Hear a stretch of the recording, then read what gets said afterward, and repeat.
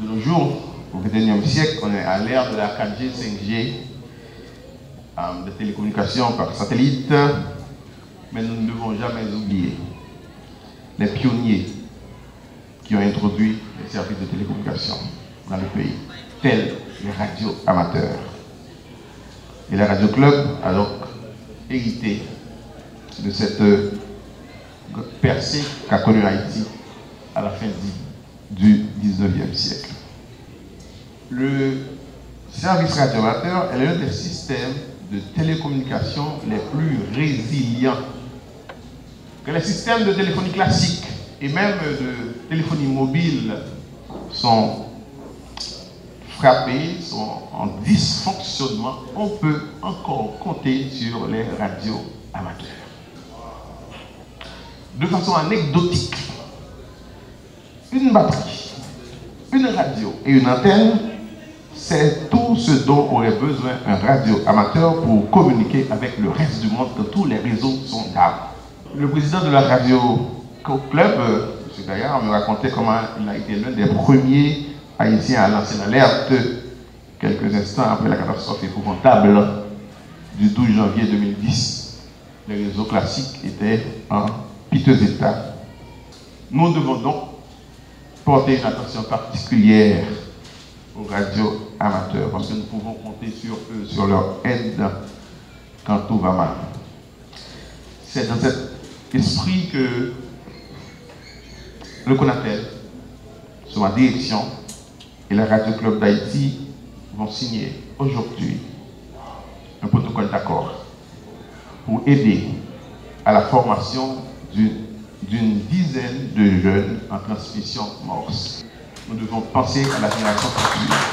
Ces jeunes, une fois formés, non seulement pourront servir de formateurs pour d'autres jeunes de leur génération, mais aussi ils seront disponibles pour prêter leurs services à certaines institutions du pays, par exemple les forces armées d'Haïti, la police, la Croix-Rouge, la direction de la protection civile en cas de catastrophe. Toutes ces institutions ont besoin généralement de ces radioamateurs quand nous sommes l'objet de catastrophes.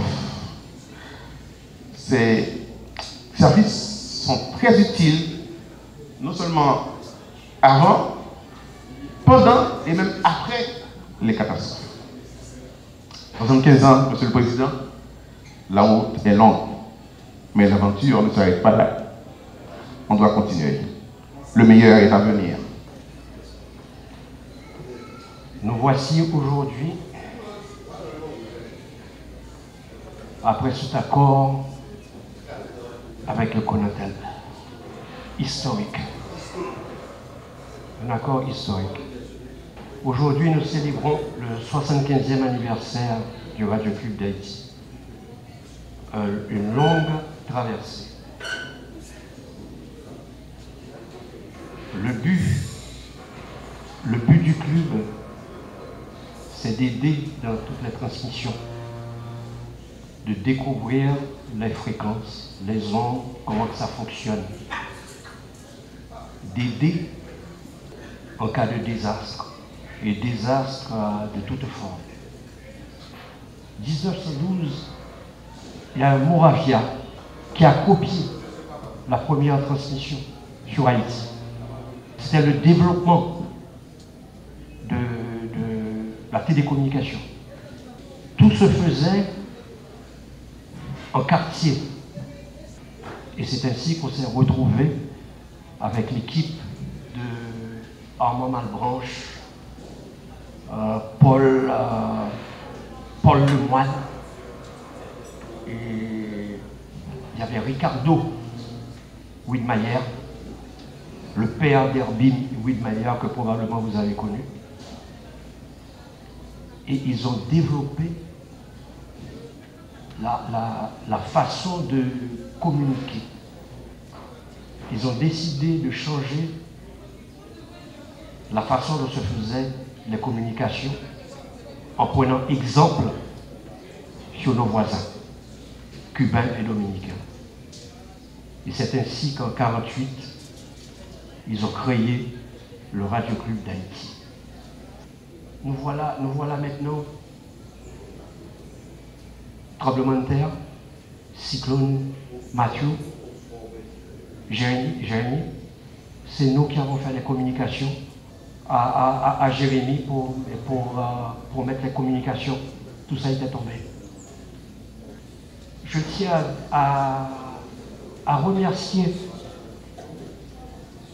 un groupe d'Américains qui ont fait confiance à Haïti, qui ont fait confiance aux radios amateurs. Et lors de tous ces problèmes, 2021 nous sommes là, ils ont décidé de faire don de réseau pour Haïti au travers des radios amateurs.